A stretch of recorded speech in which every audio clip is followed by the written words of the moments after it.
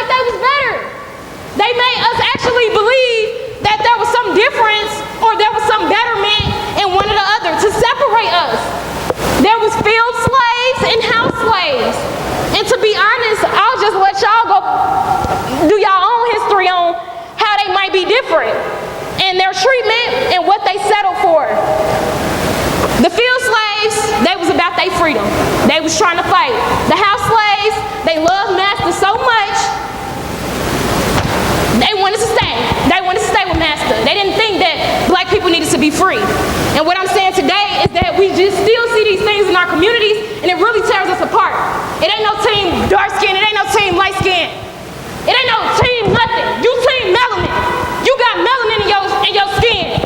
You team black. Cause no matter what, it don't matter what skin complexion you are, they gon' kill you. They don't care if you light skin or dark skin. They don't care. Like Malcolm X was he light skin? Well, yeah. Bob Marley was light skin. Yeah. These people, Martin Luther King wasn't that dark. Well, come on. So regardless, if we love ourselves, we assert ourselves in our power. If you try to be them, you ain't never asserting yourself. And at least you have a chance if you want to be black. And that also goes into our culture. I know some of y'all out here, some of y'all probably go to parties nowadays, or whatever y'all be doing. I don't know what y'all be telling y'all parents, or if y'all be doing it or what. But anyway, y'all probably go to parties, or y'all probably go to little school dances, and everybody be sitting around like, that's so weak. That is so weak. I hate going to any black space and they sitting there like this. Do you know music came from Africa? Do you know that polyrhythms, everything we listen to today came from Africa? Do you know that the fact that we move our bodies the way we do came from Africa? Do you know that in our spirit it's just something that we remember? And we don't know why. Why do you think white people don't really dance better than black people? It's because it's the spirit of Africa. It ain't nothing else. That's something to be prideful about. That ain't something to sit up here in silence. You don't need to be like everybody else. We're not like everybody else. We are powerful. Yeah. We are that deal. Like, for real.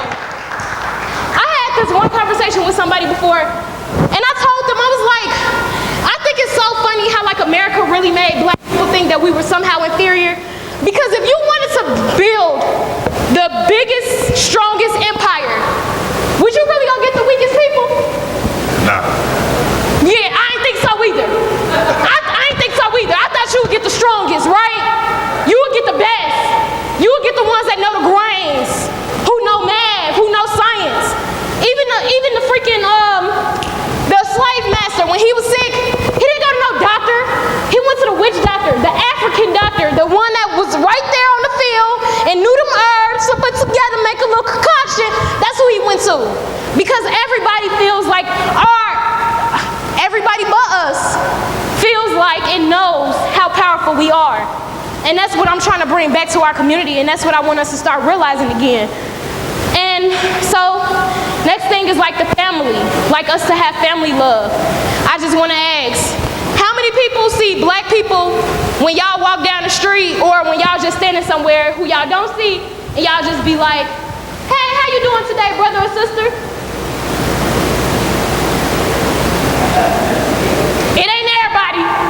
I don't care. It was like 5, 10 people that just raised their hand. It ain't everybody. And that's the problem. Because the way it used to be, let's learn from the past. Let's go back to history. Black Power movement, what's up, my brother? What up? Right on. Right on. Like everybody start doing it. Everybody love my energy. What's up? What's up, my brother? What's up, my sister? What's up? What's up? What's up? I'm not playing. And that's the way you go through your day. Once you just saw somebody being that hype about being black power, guess what? You finna be powerful too. You finna feel good too. If you just say, hey, brother and sister, you just change their whole mentality. They might have never even learned that black people, to think of black people as being their brothers and sisters. You could have just really put an idea in their head. They may, later when they go forward in life, now they thinking of us as brothers and sisters. Now we become united, and now we become powerful. And that's what it's all about. We see too many things happening on the streets nowadays too. People dying, but besides that, it just be disrespect. other, that we give our women, especially, that needs to stop. And honestly, first off, I just want to say something. Historically, I'm gonna always come back to history because history keeps having to do with the present. It will never not have to do with the present. It's not in the past. It's not like that. And that's what they want you to think. And that's why we don't know our history. We don't go back to who was powerful, and that's why we're here. So I just want to say that, okay, so with the black family, we came over. Men and black women came over together on the slave ships. It wasn't nobody else. The black women worked in the fields with the men. We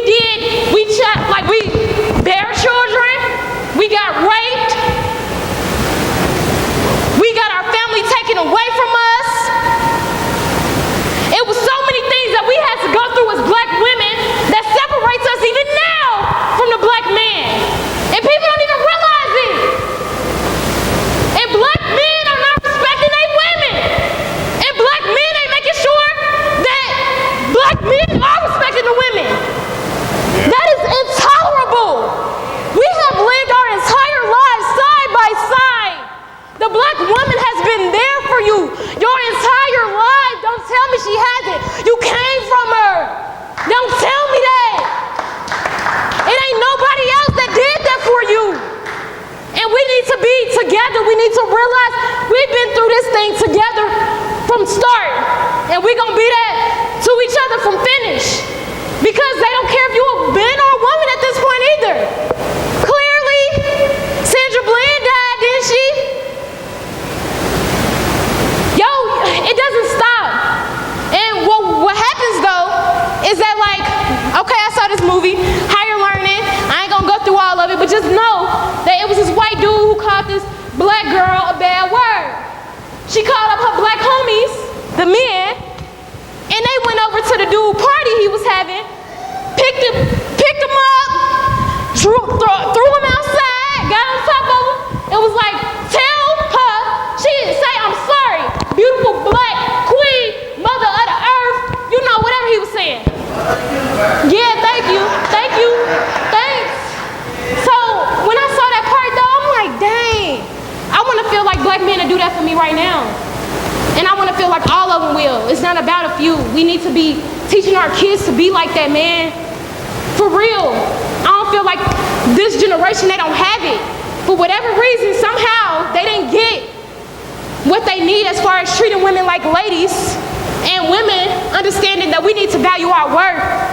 And so we can be better for each other. I don't know. But we need to start teaching that. And yeah, so that's that. A little African proverb that I'm gonna throw in is that sticks in a bundle don't break. Unity, that's power. We ain't never gonna be powerful if we keep being separate. If you keep thinking, oh, you know, them black people over there, yep, they will be them black people over there, and they gonna keep getting killed too. Come together with them. Once we become unified, we won't be breakable. But we not unified. That's the problem. And the way you can start that in your everyday life is just say, hey, what's up, brother and sister? What's up? How your day going? It ain't gotta be in church. Why we doing in church, but then when we leave here, we don't do it? That don't make no sense. You either a good person or you ain't. Don't fake. Don't fake it in church. Don't do that. Do it everywhere. If you really think that your brothers and sisters is everywhere, do it everywhere then. Do it everywhere. That's just the bottom line. Let's build community with each other. Let's make each other feel like we warm and welcoming. Let's start them conversations, because let me tell you, ever since I started doing it, y'all don't understand the kind of people who I done ran into. The kind of people who know what I'm talking about. The kind of people who now I got their numbers and they feel like I'm a resource that they want to keep in contact with, and vice versa. Just so that we can inspire each other and we can grow and we can build a future for black people together. So, next thing, I'm sorry y'all, I'm up here on my notes and stuff. Okay, I should just pick it up. Okay, so the next thing on there is community love. So this is my last point, really. But community love, I wanted to talk about, okay, let me start with another historical point. So, how many people know that black people actually did once have their own city with all black businesses?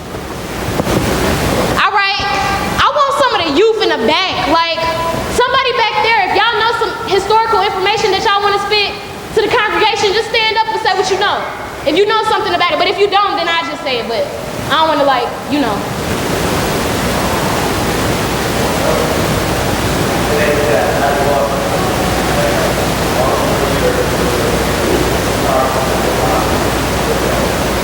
Thank you. Thank you, black brother. Okay. So, black people today be like, well, the black people don't got nothing. They ain't got nothing. You know, and that's all you hear is how much black people ain't got. And how we ain't doing this and how we ain't doing that. Well, I'm going to tell you something. That ain't just one instance. What it is that when we start to do something, they don't like it. And then they gonna try to destroy it, period. Everything that we have, that we built for ourselves, they gonna try to destroy it. But we need our unity. We need to know that. So somehow we have some type of protective force that they can't come into our space, and they can't.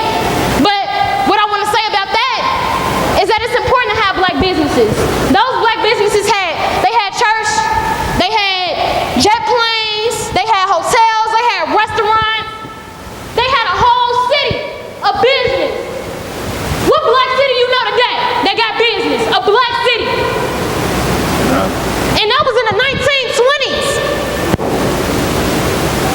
Right out of slavery.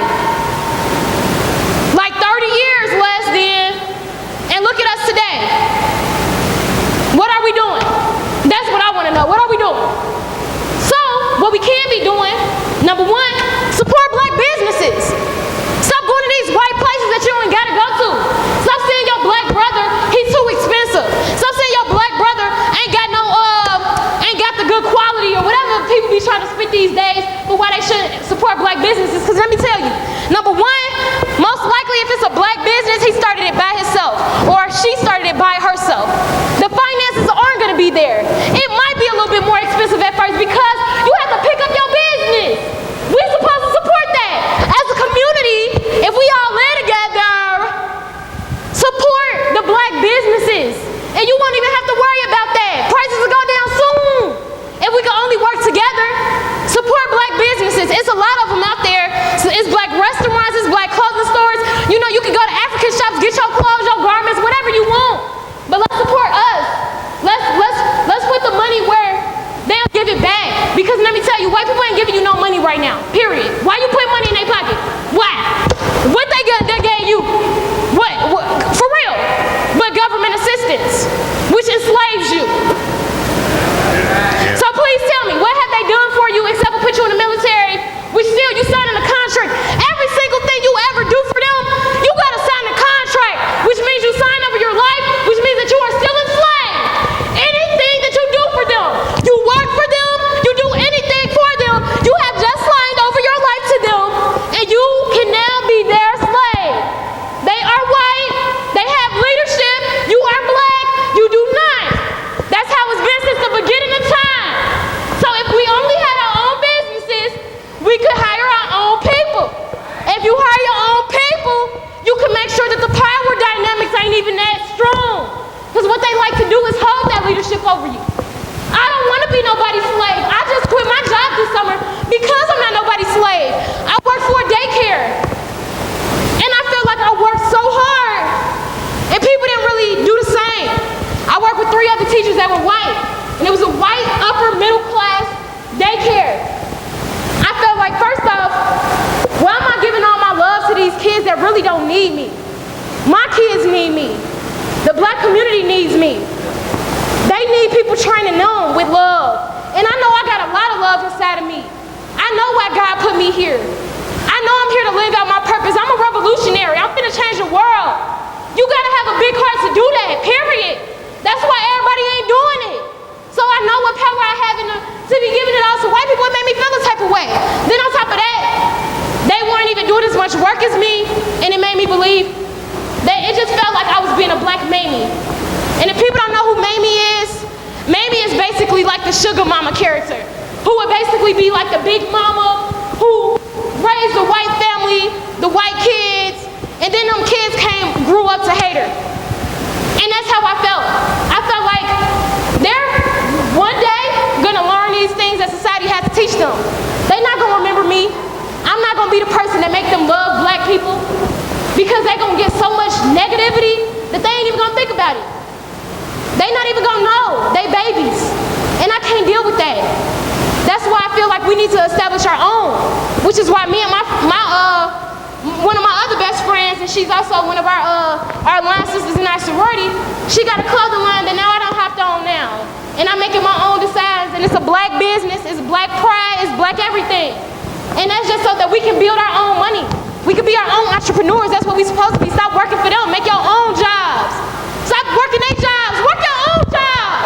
It's never too late. You gotta be, like for real, older generations is where the wisdom is. Pass that down. And honestly, I'm at the point in my life where I realize that the older generation, they have not gotten us to freedom. And I'm gonna just be honest. And that was this generation's job. So with that being said, don't be mad or be humble about not knowing everything. Be humble about not knowing how we supposed to get forward. Because it ain't been done. And if you knew the answer, it would have been done, right? But it ain't. So now it's up to us, and I'm more fiery with it. My generation, we more fearless with it. We more fiery with it. And we finna get it done how we wanna do it. And that's how it's gonna be done. It ain't gonna be no, I'ma do it like this. Because this is what we need at this point. 50 years ago, we was marching, cool. No. We still marching today, and where are we? Exactly. Thank you. So, support black businesses, and then the second thing, like I said, build black businesses. Like when we build our own community, I'm a black nationalist. I believe in black people having their own nation.